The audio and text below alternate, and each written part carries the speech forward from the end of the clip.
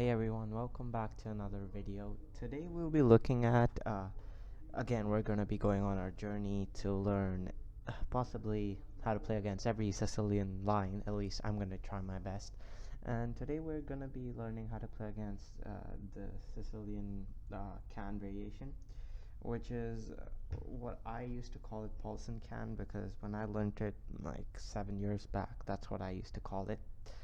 So I think that's the name of the variation, but people call it the can variation because Paulson's actually a sideline in that.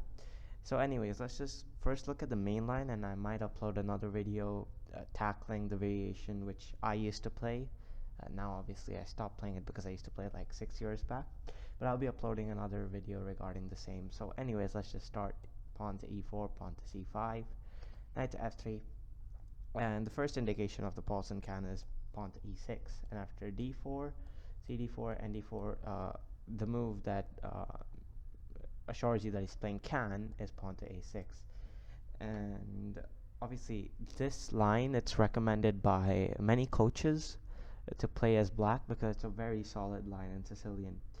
And if anybody's planning to just start playing Sicilian, I recommend playing the can variation because it's very solid, and black can really handle his position well.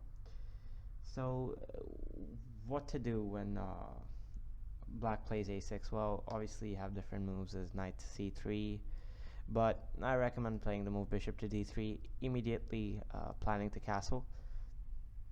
And obviously you can play knight to c3, there's nothing wrong, but then you usually face the Paulson can variation, which goes with queen c7, and that obviously is for another day. And I actually did upload a trap on this, so if you want to check it out, you can. It's called the Sicilian Paulson can trap. I don't know if it really has a name or not, but you guys can go check it out. It's on my channel as well. So bishop to d3, and what this does is as I said, immediately opens a window for white to castle. So after bishop to d3, obviously white can continue with the queen c7 variation, which he does. Obviously here he can also play knight to f6 just to check whether you're going to fall for this e5 move. Well, the reason you don't play e5 is because of this queen a5 check, and then you lose your pawn. So nobody ever does this. So obviously you can play knight f6, or you can go queen c7. Anyways, after castle he's gonna play queen c7 no matter what. So it goes to the same position. Well, here white should be playing queen to e2. That, at least that is the line. You can also go king to h1, and it's followed usually by bishop to c5, but I recommend this move. So you have queen to e2, pawn to d6, and here I at least recommend the move c4, which takes you to Maroczy band. And you can obviously play f4 as well, there's no problem, but today we'll be focusing on this variation, Maroczy. And this setup against any opening which black plays is known as the Maroczy setup when you push c4. So, and this is the strongest response to the can. So after c4, black plays this move g6, because obviously in the can I used to play, black used to get his bishop out from b4, but since white hasn't exactly gone knight to c3 yet, the idea of bishop to b4 kind of diminishes. So you have to play g6, you have to change your setup. And after g6, white finally plays knight to c3, seeing that bishop b4 is not a threat anymore. And we have bishop to g7, simple, and rook to d1, that's the line. You can also play knight to f3 if you feel like your knight's a little threatened by this bishop. But rook to d1, there's nothing wrong, your knight's not going to be in trouble anytime soon. So if you do want to play knight to f3 after castle, you can just continue bishop to f4 and you have a really good active position. Or you can play the main move which is recommended, which is rook to d1. After rook to d1, black obviously castles, and now you can go back knight to f3, and after knight to c6, you can either go bishop to f4 immediately, but the only problem with bishop to f4 is you might encounter this move knight to h5, so you might have to move back. So they recommend you play h3 first, so you can if you ever play bishop to f4 and he goes knight to h5, you can go back bishop to h2. You have this escape route. And here usually black plays this move knight to d7 to try and jump to e5, which you don't exactly stop, but you kind of put pressure on this square by playing bishop to f4. And usually black still plays knight to e5. And here you can play the move rook ac1. Nothing doing. There's no exact threat. Obviously black does have counterplay. He has this square to work with, but now all your pieces have actually moved once, if you think about it. Sorry, I'll highlight it with green. All of your pieces have moved once, and they're in really good position. You have a semi-open file here. You have a semi-open file here, which you can capitalize, but this pawn's not a big barrier. Your bishop on d3, yeah, it is a little, it's not active, but it is holding these two pawns together.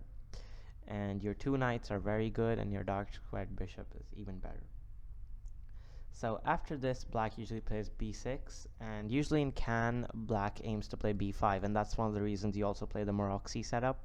So you stop b5, and he goes into this looking like a hedgehog variation, but he plays the move b6 with the idea of bishop to b7. Now, from personal experience, I'll tell you this.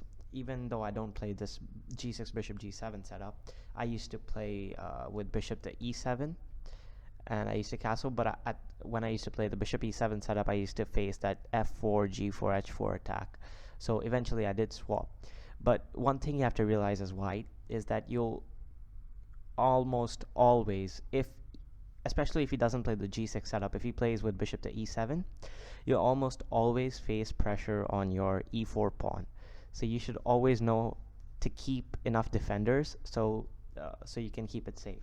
So anyways, guys, that was the line, which is the main Can variation. Now, since I can't explain it to you guys as I was a former Can player, there is a setup which goes like, okay, you have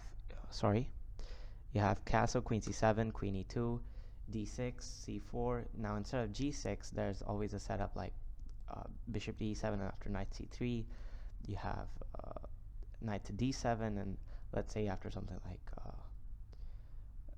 f4, or like rook to d1, let's say, for instance, castle, you might want to push f4 at any point.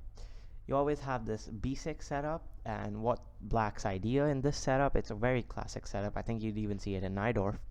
It's go bishop to b7.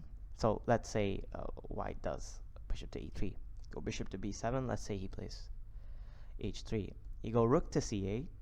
Now I'm going to be playing random moves with white just to show you black setup. Let's say king h2.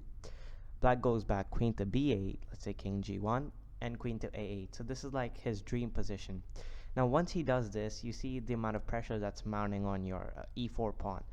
And if you somehow still defend like bishop to f2, he always plans to break on d5. So you always have to be careful of that, especially if you don't play Maroczy and you don't have the c4 pawn. This d5 almost comes always.